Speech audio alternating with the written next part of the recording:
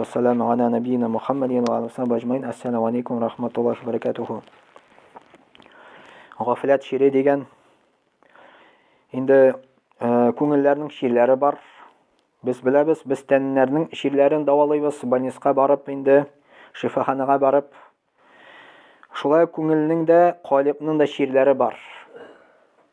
U bo'la takabbirlik, u bo'la husudlik, u bo'la g'aflat she'ri da mudakara. Misal g'aflat she'ri, ko'ngilning she'ri.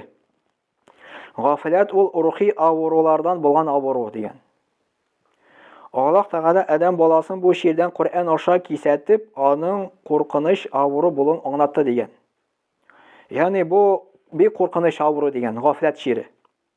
G'aflat ul oxiratni unutib, to'lisincha dunyoga berilib yashashdan g'ibrat. Buna nasa degan so'z g'aflat she'ri. Oxiratni unutib, ya'ni tigi dunyoni unutib, полностью dunyoga beriluv. Buna bu g'aflat she'ri deb ataladi. Ya'ni dunyoga e'tibor bera, oxiratga e'tibor bermay. Agarda kishi g'aflat bilan she'rlasa, u aqli bo'la turib, ne uchun tug'un yashabin bilmay. Ya'ni kishi bu dunyoga kim uni dunyoga keltirdi, o'zining xo'jasini bilmay, Alloh taolani bilmay, bu dunyoga ne uchun keldi u bilmay, o'lgandan so'ng qo'ya borashag'ini da bilmay. Полностью bu dunyo bilan yashay. Shuning sababli u gunohga botib yashay. Shu sababli u hayvonlar kabi yashaydigan endi. Hayvonlardan bir nechta ayirolmay. Bu turda Alloh taolo Qur'onda aytadi: "Va laqad zara'na li jahannama katiran minal jinni wal ins. Lahum qulubun la yafqahuna biha, wa lahum a'yunun la yubsiruna biha, wa lahum adhanun la yasma'una biha. Ulaika kal an'am bal hum adall. Ulaika humul ghafilun." Al-A'raf surasi 179-oyatda Alloh taolo aytadi: "Desukdadi biz jahannamga bora turgan bir ko'p jinlarni ham kishilarni baroqa keltirdik" deydi. Onlarning yuraklari bor. Onun yordamida haqiqatni anglamaylar deydi. Onlarning ko'zlari bor. Onun yordamida haqiqatni ko'rmaylar. Onlarning quloqlari bor. Onun yordamida haqiqatni eshitmaylar. U kishilar hayvonlar kabi. Kirisincha ular hayvonlarga qaraganda da adashqanroq deydi. Mana shular endi ular g'afillar deb Alloh taolo aytadi. Bila turib, Allohga g'ibodat qiluvni qoldiruvchilar. Mana kim ol? Bila turib, Allohga tobununi g'ibodat qiluvni qoldiruvchilar deydi. Al-A'raf surasi 179-oyatda Alloh taolo aytadi. Ya'ni g'aflatda bo'lgan kishi dunyoda oltin saroy tuzay, oxiratda o'zini o'tli chiqir qozi degan. Shuning uchun musulmon kishisi ikki dunyoni birga olib borga tish. Ya'ni rush'atmishi balans bo'lirga tish. Mashinada borganda agarda mashinaning tegirmashining balansi bo'lmasa, u vaqtda mashinani diriltata boshlaydi. Shuni montajga kiritamiz, ondari shuni montajga kiritgandan so'ng mashina normal yuriy boshlaydi. Shulay kishining da turmushi bor. Kishining da turmushida agarda bir yoqqa ko'proq e'tibor berilsa, balans yo'qoladi. Agarda kishi ko'proq dunyoga berilsa, gunohga bota, oxiratni unuta, Alloh taolani unuta, o'limni unuta, shun bilan dunyo isrikli bilan isra. Agarda kishi oxiratni ko'proq etsa, dunyoni unutsa, u vaqtda u majbur bo'la sadaqa so'rab yurgan kishilardan. Shuning uchun kishi ikki dunyoni da birga olib borga tish. Namoz vaqti yetdi, ish ortqa qola, birinchi o'rinda namoz. Namoz o'qib bitirding, всё, namoz ortda qola, bu vaqtda ishni ishlaysan. Chunki ishni da ishlarga tiyishmiz. Chunki semyani da to'ydirga tiyishmiz, o'zimizni da oshatirga tiyishmiz. Mana kishi ikki dunyoni birga olib borga tiyish. Mana Alloh taolo shu oyatda aytdi: Аларның йөрәкләре бар ди, аның ярдәмендә хакыйкатьне аңламыйлар ди. Йөрәге бар, ягъни акылы бар. Акылы белән аңламый. Аннары аларның күзләре бар, аның ярдәмендә хакыйкатьне күрмиләр ди. Маңгай күзе бар, күңел күзе күрми. Улай да минем гөнаһларым юк ди. Әнә теге кеше, фәлән кеше йөрсен мәчеткә, аның гөнаһлары күп ди. Минеке юк, мин ничә мәчеткә йөрергә тиеш дип әйтә инде. Минем гөнаһларым юк, мин чиста Аллаһ каршында, мин кешенең әйберенә тимим, аракы эчмим, урламыйм, зина кылмыйм. Әлбәттә, может син зина да кылмыйсың, может син кешегә дә зыян китермәйсең. Ана бит син Аллаһның хакын үтәмисең. Бар кеше хакы, бар Аллаһның хакы. Кеше хакы монда иң зурлары керә, әти-әни хакы.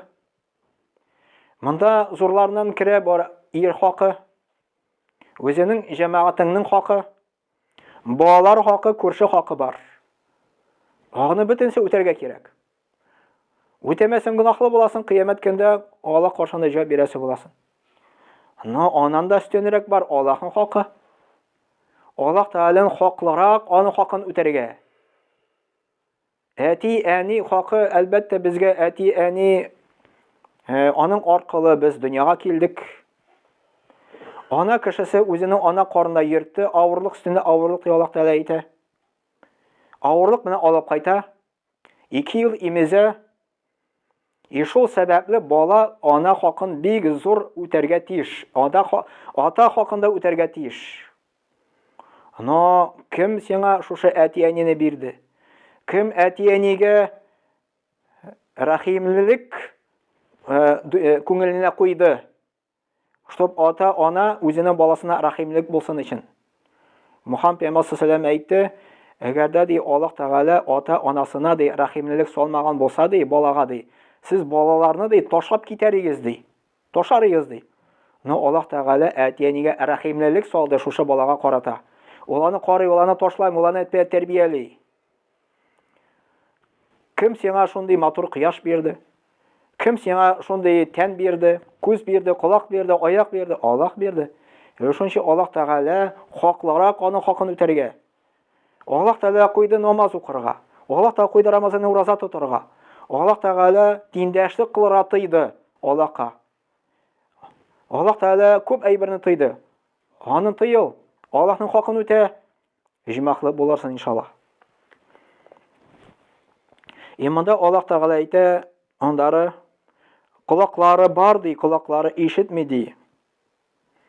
Ягъни гафил кешегә, кем дөньяга бик каты бирелгән, үгит насихат үтми.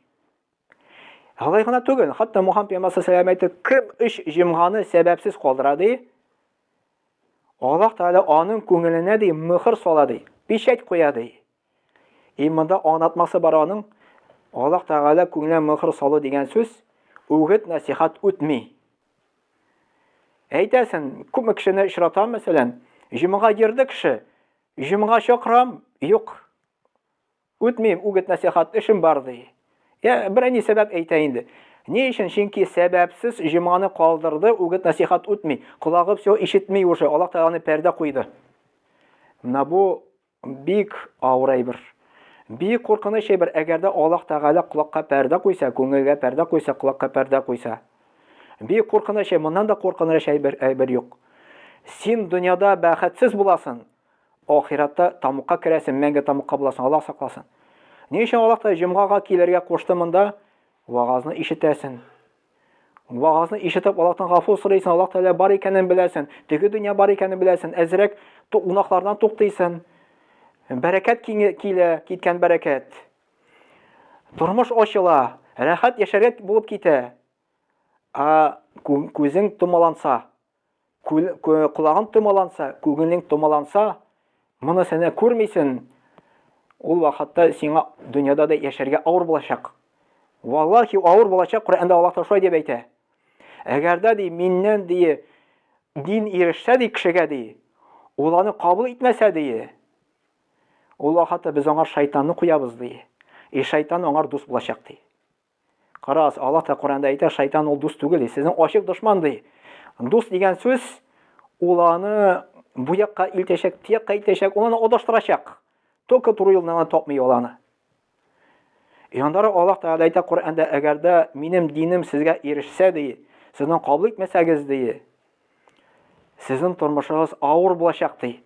Менә хатта Allah Teala dünyada da бәхетсез итә шушы кешене. Ул бай, машинасы бар, йорты бар, но күңеле рахат түгел. Рахат түгел. Йортына кайтасы килми, машинада йөрәсе килми, семьяны күрәсе килми. Чөнки гынахлары белән тулган, кая барага белми.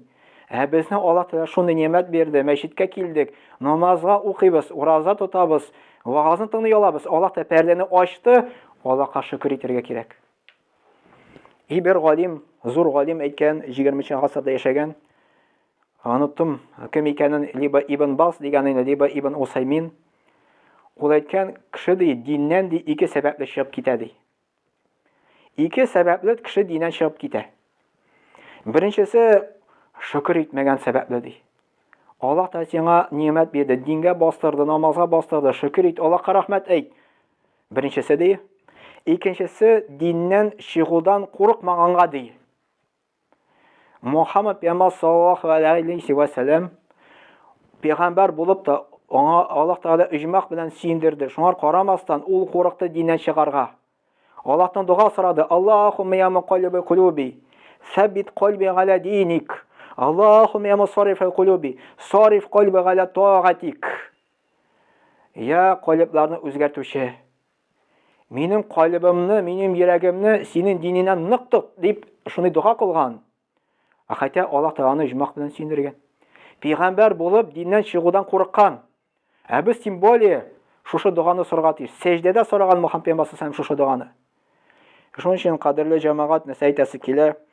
Шушы вагыздан Аллаһ Таала безне кисәтә гафил булудан, Аллаһ Таала безне кисәтә намаз укымаудан, ураза тотмаудан, Аллаһ Таала безне кисәтә инде гынах кылудан, инде шуның өчен гафил булмыйк. Аллаһ Тааланың динен тутыйк, мәчеткә, җомага йөрик, намазга басыйк, 5 вакыт намаз. Шушы намазны ташлаудан курыкыйк. Ва саллаллаһу аля набийина Мухаммадин ва аля алихи ва сахбиhi аҗмаин. Ва самиғу дуга.